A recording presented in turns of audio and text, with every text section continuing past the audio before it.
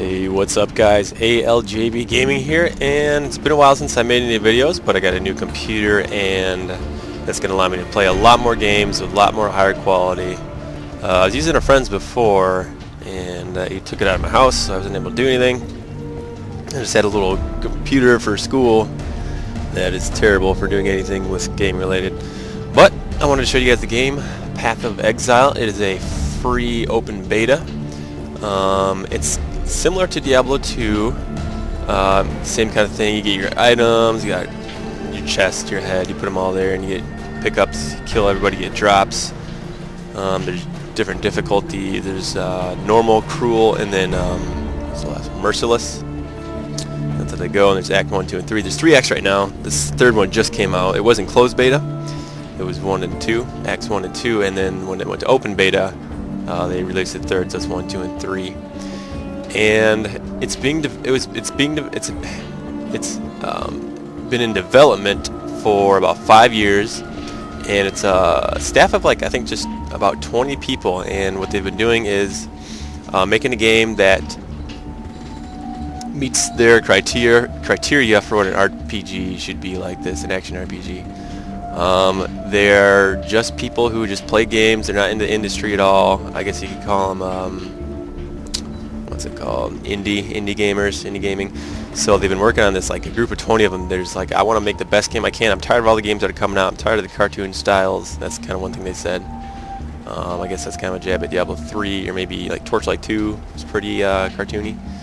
So they're coming out with that, developing it the way they want. Everything's pretty good, and there's just I really like the way they do everything. They put a lot of thought into it. It's like a gamer making his own game. You know, you see games like Diablo 3 and other games like that, and it's like it's so obvious what they could do to fix it, but it seems like they don't want to. They don't really listen to the fans that much. They have an idea of their own.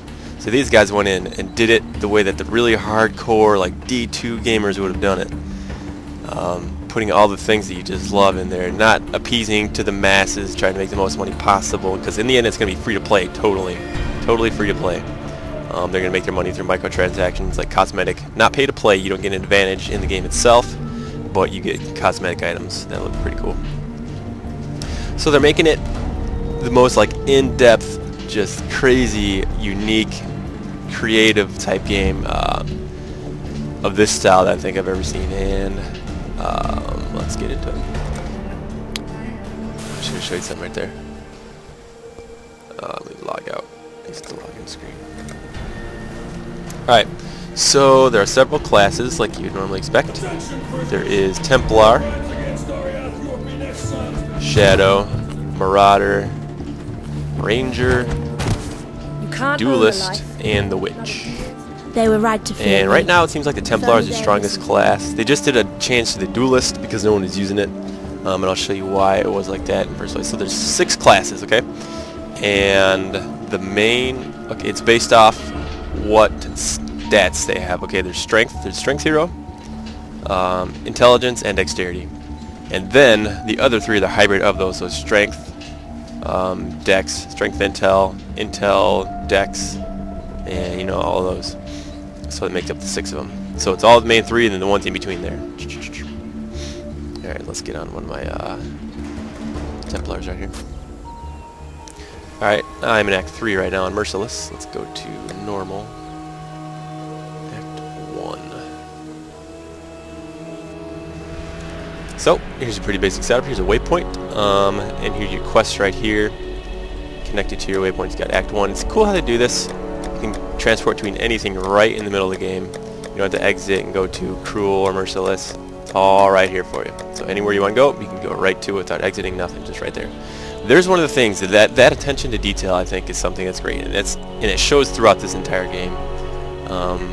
Just the attention to detail, little things like that just make it just so much better when you add it up in all aspects of the game. So you start along your path and you start going, boom, to the next area, some optional areas, follow the path. And these ones I have waypoints at, so I can travel to those. Like I can go to the ledge if I want. And there's the ledge. Alright, go back here. So that's the waypoint system. There's a cosmetic item right there. You can see you have to pay for that. That's where you get that money from. Okay, So, yeah, pretty basic. Life pot right here. You got your flasks. I'll go into those in a little bit. You can see their stats on those. Here's your mana. Here's your gems. I'll go in that too in a second. Here's your skills. You can select. Boom, boom, boom. Like that. And let's see. Here's NPCs. Hello. Purchase. You can see sockets there. Different colored sockets. Get into that too in a second. What a lovely day! Got another NPC right there. Here's your stash. You can put your stuff in there. And there's 4 tabs you can see. And also what you can do to support the game, it's a way to make money, is you can buy extra stash tabs. And when you buy them, you can actually customize the name of them and the color and stuff. So if you like, I want to put my gems in this tab, and you can say label it gems if you want to make it blue or whatever you want to do. So there's that. Okay, now I'm trying to think of the best way to do this. Let's go over the game's currency. The game's currency is extremely unique. There's no gold. There's no gold at all, okay? The currency in the game are items that you use.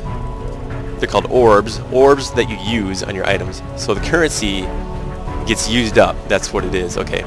So these things drop from monsters just like normal, you know, and it's like, I think Diablo 2 is like runes. There's the rare orbs. There's the gem cutter's prism. That's a pretty standard currency. There's chaos orb. That's pretty standard currency. Regal orb. These are your more common ones. Orb of alteration. And so the economy is never going to be just completely flooded with way too much currency, right? So because the currency itself is going to be constantly used up. Yeah, so that's kind of how that works. And what do these orbs do? Okay, let's take a look at them. This is one of those lower, easier to produce orbs. This is the Orb of Alteration, and it reforges a magic item with new random properties. So let's test this out. I got one of these. You see this bow has increased physical damage, increased global critical strike multiplier, accuracy rating. Let's re-roll it. So it's just like re-rolling. Boom, there you go, 20 index. And so you can keep re-rolling till what you want, and you can add on, like this is an Orb of Augmentation, enchants a magic item with a new random property. Boom. So now I got that. And there's so many combinations you can do with this. You can just precisely aim for the exact stats that you want in an item. And you keep re-rolling and re-rolling. This upgrades Orb of Transmutation, upgrades a normal item to a magic item. Okay? Upgrades a normal item to a rare item. And you saw that one. This reforges the number of sockets on an item, so this says 5, and you can reforge that. Upgrades a normal item to a random rarity. That can mean you can upgrade to a magic, rare, or unique. Grants a passive skill refund point. We'll see that in a second. Improves the quality of a gem. We'll see that in a second. And reforges a rare item with new random properties for the Chaos Orb. That's very, very popular because obviously your rares are going to be your strongest, and you can constantly re-roll those to get the mods that you want in there. Okay, this reforges the color of the sockets on an item, and the color is very important. Okay, that'll come up in a second. Then you have your Glassblower's Bauble, improves the quality of a flask, and you have flasks here. I'll talk about quality in a second too. Alright, so there's your currency. I think it's very, very cool. It's very unique. This is what you're going to be trading items with. You can say, like, I want 4 Chaos Orbs for, who knows, like, life gain on hit gem. So that's how you trade, and you can use them. So you're never going to be flooded with currency. You don't have useless gold. It's unique. I like it. It's definitely something to get used to, but I think it works out great. It sets apart the game from other games. It just doesn't have the standard, alright, we have gold, and you buy stuff with it, and you sell stuff with it. And gold's not really valuable in trading, but it's kind of a little bit of purpose to it. There's a lot more purpose to these. Now those are that's the game's currency right there. Now let's get into the skills of the game, which is also incredibly unique. So when you level up, you don't get active skill points. Okay, when you level up, you get passive skill points. So that leaves you wondering, okay, so what do you do for your skills? And your skills are actually these gems. Okay, Frostbite, Fireball, Ice Nova. Okay, so your skills are gems. So there's intelligence gems, intelligence skills, dexterity gems, dexterity skills, strength gems, and strength skills. Okay, and you can only put that color gem in the correct color socket. So this is very important because there's our support gems, there's active skill gems, and there's support gems. So So you can do things like lightning penetration, minion life, add lightning damage, increase critical damage. So, you know, you can use any combination of items you want, any combination of skills, I mean, to completely make a just incredibly unique build. You can do whatever you want with them. So let's look at my guy right here. I have a lightning arrow Templar. My main skill is lightning arrow. Okay. Fires a charge arrow at the target, causing them to be struck by a bolt of lightning, which damages nearby enemies. Excuse me. And you can see, here's what it does. 50% of physical damage converted to lightning damage, increased projectile damage, hits up to 3 additional enemies near the target in an AoE. So if you hit one target, an AoE goes and it can hit the other 3 targets, up to 3. So I got support gems on this to make it even more powerful. You're going to have this on all your skills. You're going to customize the crap out of your skills. I have chain. So whenever it hits an enemy, it chains off again, boom, boom. So if there's 3 enemies, hit once, does an AoE, hits all 3, then it chains once, does an AoE, hits all 3, does another chain, hits all 3. So you're seeing it's stack, stack, stack, stack damage. It's hitting like 3 targets and then chaining and bouncing off and doing stacks of damage. Okay, so that's how makes that strong. And on top of that, we have a thing called lesser multiple projectiles, which fires 2 additional projectiles. So it fires 3 arrows at once. They each have the chain and the AoE, so it's 3 projectiles, letting off 2 chains. That's 6 total. It hits 2 times. It's like 12 jumps, like just stacks of AoE damage. And on top of that, I have weapon elemental damage, which adds even more lightning damage to it. So that's how that works. So you can see combining your main skill with support gems and different things can add up to just doing completely unique skill builds here. That's one thing that's very, very cool about this, and you can always switch them out. I mean, you're going to have your passive skills, which I'll show you in a second. There's a passive skill tree lined up with your active skills, so when you start a character, you're going to want to have a plan in mind because you want to build towards it, because you can change your skills, but pretty much you're going to have to go right from the beginning with a build in mind. You can't be swapping like Diablo 3. It's more like Diablo 2. You're going to have a certain character, and that's what you're going to do from the beginning, so you got to plan that out. Okay, let's show you lightning out here. All right. So you can there see the lesser multiple projectiles. It shoots 3 projectiles. Now let's see a chain here. Let's get a group of zombies going. Boom. Hits all of them. Chain, AoE damage. And this is not normal, so obviously you're going to die instantly, but boom, chain, boom. So you can see how that works. That's how I set up my custom skill combination there.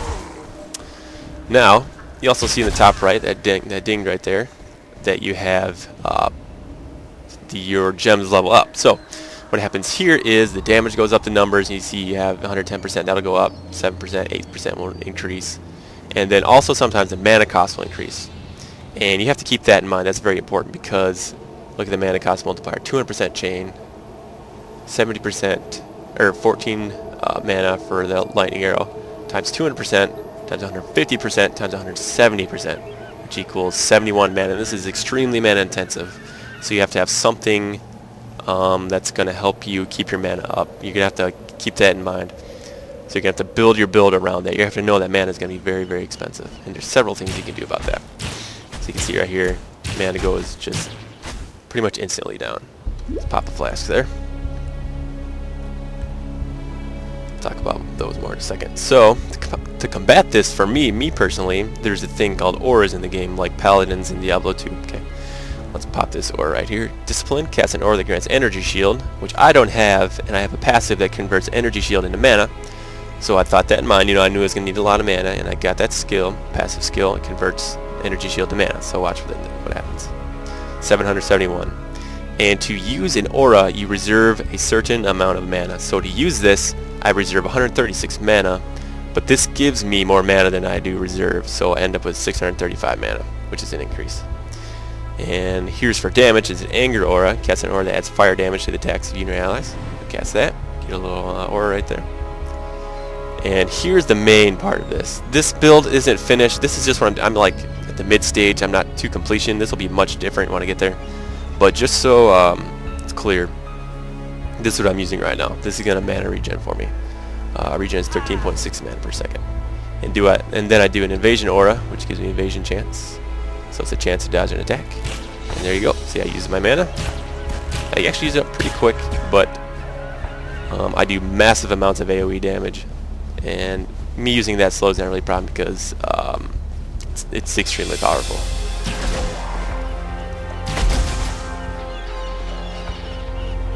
Just wipes out mobs here. Obviously not normal, but even in the higher difficulties it does very extremely well. Okay, so that's how the skills work. You see the auras, you see the support skills, you see the currencies. Now let's look at flasks right now. Just like you do with your items, you can alter flask with your orbs, and they get certain passives and or certain prefixes and affixes, just like items do. They have their own unique sets of prefixes and stuff.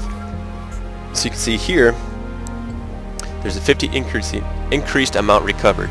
So when I pop that, you get 50% increased amount of life recovered, 33 reduced recovery speed. That's the loss. You get the gain of the amount, loss of the recovery speed, and then you get 2% life leech to physical attack damage during flask effect. Now these don't seem that major. The amount recovered is cool, but the really important ones you're going to find is that there's certain affixes and prefixes that are very powerful. There's ones like when you pop it, it removes curses on you. Okay, that's very, very important because there's some very strong curses that can make you die like instantly. And there's ones that remove effects like frozen, cold, slowed, things like that. Remove those completely when you pop a flask. There's some you pop that increase your resistances. This is another unique one. You got your life pots, mana pots, and you have these other ones that give a unique boost to you. Like if you pop this one, I'll show you here. Here's my defense, 544. If you pop it, it grants 4,000 armor. So you have 8,000. Okay, after the multiplying effects of all your gear and stuff. So what this is going to do is, if there's ever a tricky spot where you think you're going to die, you can pop this and boom, for 4 seconds, you are almost invulnerable to attacks. So that's a very strategic flask. That's something pretty unique that's also in Path of Exile. I like things like that. Little things that you don't normally see. Usually you just see the mana in the health pots. And this one grants an increased movement speed. Let's run real faster, get out of danger. And these flasks use charges. Okay, this one consumes 30 of 60 charges on use. And I used one, so I have 30 left. And they refill when you kill enemies. So as you're going, you're using your mana pots, your health pots, as you lose health. And the more you kill, the more charges you get. And this is pretty much an active process. You're going to be doing this the entire time you play. When you play, you're going to get hurt, you're going to lose mana, and you're going to need to use pots. It's an essential part of playing this game. That's just how it is. And it's not a big deal. I mean, it's pretty simple. I don't have to mana pot that much, but health pots I'm going to be using continually. There is a aura for life regen, but generally don't use that because pot's kind of filled up. Okay, so there is the flask system. Pretty cool, and you can switch them out, put whatever you want where, blah blah blah. You have all health, all mana, whatever you want. And okay, there's that. And now this is the experience. Okay, pretty simple. Level up. Now, one of the major things in this game is going to be the passive skill system. Okay, this really sets it apart. It can be pretty confusing when you look at it, but once you start learning it, it's actually pretty simple and pretty ingenious, I think. Okay, let's take a look at this guy. Here it is. So every single time you level up, you get a point.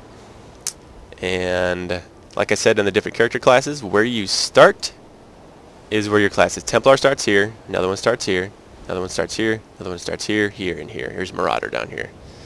So there are different passive effects that start at each one. At Marauder, there's a bunch of health. When you start, this guy is all about health and physical damage, right? The Templar, strength, got some health there.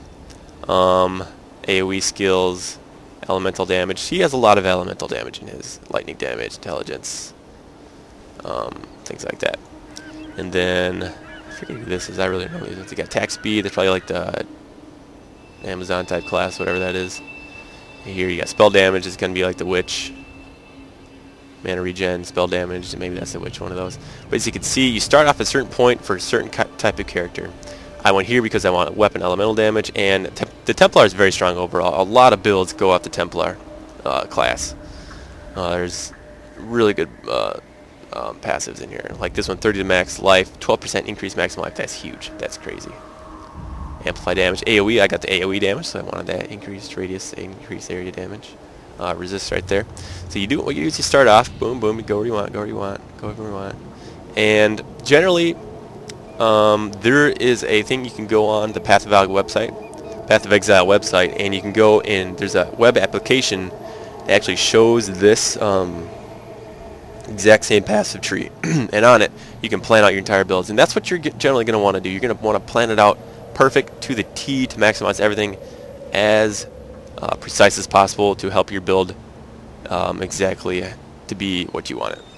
And okay, so you can see here, got all your things. There's some unique ones. There's the like 30 intel, 30 dex. The smaller ones are the general, like normal, and the bigger ones have a little more boost to them. And then you can see on the outside here, there's these larger ones. Okay, and these are how do I explain it? The crux of like what can make a hero completely unique, and what makes opportunity for so many creative builds in this game, having these unique passives. And let's look at this one. So for this one, your hits cannot be evaded. So that means for me, I'm not going to be stacking accuracy so I can hit on like more, effectively, so I can hit consistently, so I actually do damage. I'm going to do this. My hits cannot be evaded. They cannot miss. They hit every single time, but I don't do critical strikes. And for me, that's fine because I am doing elemental damage, and crits aren't really going to take an effect for me. Maybe they could. But this is how that build goes. You might be able to. I know spells can. I don't know if elemental damage does that. It probably does. But my hits cannot be evaded, so I don't have to worry about accuracy at all. I don't have to worry about that stat at all. So that's very good for me. And another one that completely changes my build, like I should have told you about before, converts all energy shield to mana. So I am a mana dependent character, and I'm not too concerned with energy shield. Energy shield is a little extra shield that gets taken down when you get hit, just like life, but it's a separate entity, and it recharges itself. So you get hit, maybe there's 300 of it, it'll take off 300 of your energy shield, then it'll get into your life. And then after a few seconds, the energy shield just recharges itself like instantly, pretty much. So it's just a little thing there, just to give you a little extra health, a little more survivability. Maybe if you don't have pots, just a little thing on top there. It's a little unique thing. And all my energy shield is converted to mana for me. Okay. And so that's what makes this build unique. You can see I have intelligence here just to get there. Max life. Shock duration. Shock's very important. It causes extra damage to happen when you shock an enemy. Shock chance. I got dexterity, so I can use bows. A bunch of life passives, and a bunch of powerful passives here. There's a buff one I got. Increases buffs on you, your auras and stuff, the effects of those. So I planned it out fairly carefully. This is one of my first heroes, so I mean, it's not going to be perfect, but I got it about pretty effective. And this one's blood magic, removes all mana. You spend a life instead of mana for skills. There are crazy different things you can do. Cannot be stunned. Converts all evasion rating to armor. I'm gonna do that one, I think. Yeah, I'll probably do that one. Bunch of different things. You guys can come and take a look at all these. It's on the Path of Exile website if you really want to check it out. And that is a passive tree. So there's so much opportunity here, so much creativity, so much uniqueness. It's really, really, really cool game. And yeah. And let's see how this works. There are 10 refund points I have right now. You can get, I'm not sure how many you can get just in the game itself, just by doing quests and stuff. But like it says, you can run refund a skill if you didn't like the one you got, or you wanted to erase ones it took to get to a certain skill, so you don't have to waste those. And there also is refund orbs if you want to choose to do that. And yeah, that is the passive tree. All right. I think what else there is to say. Yeah, I think that about covers it. Here's the microtransactions you can look at. I got a little frog here. See, he follows me around. So that's one of the little cosmetic items you can buy if you want to support the game. yeah, but other than that, it's pretty much, you know, loot slash hack and slash loot. Kill enemies, go level, get bosses level, get items, make builds, customize, uniqueness. Different ways to make all kinds of powerful builds. Completely unique, man. You can do whatever your mind comes up with. Complete, unlimited creativity. And I mean, there is some builds that are more overpowered than others. And you can figure those out. But yeah, that is Path of Exile. I suggest checking it out. If you go to pathofexile.com, you can download it for free now. It is for free. They're constantly updating it. If they put a patch out and there's something wrong, there's a bug that's created, usually they fix it within hours, okay? It's crazy. They're really up to date with it. They're really going at it. They really take community feedback to heart and really try to bring the best game there possible. And yeah, okay, one other thing that they do is they have you know, they have the softcore and the hardcore like normal. And when you're in hardcore, if you die, you just go to softcore. You don't lose your character, you just go to softcore. And you're taken into the league. I'm playing softcore right now, which is pretty cool. I like that. And one of the other things they're doing consistently is called the races. They have a bunch of different races. It's a fresh server, fresh restart. Everyone starts at 0. They let you know when it's going to be happening. Boom, you start at 0. And you race to be the highest leveled character at the end of the race. Okay, they have 1-hour races. They have like 3-hour races, 5 hours. They have day races, 2-day, week races, month races. It's pretty crazy. And that brings in a lot of people. A lot of people build up strategies. What's the fastest way to level in an hour to get there first? And you get prizes at the end. It's pretty cool. It's something to add. It's just a little something to add to it that just keeps it fresh, I guess. If there's something else you want to do, it adds more to the game. And yeah, that's it, guys. I definitely suggest checking it out. It's free to download. It's worth a try. And yeah, that's it. This has been ALJB Gaming. Showing you guys Path of Exile. If you like the content, please subscribe, and I'll see you guys later.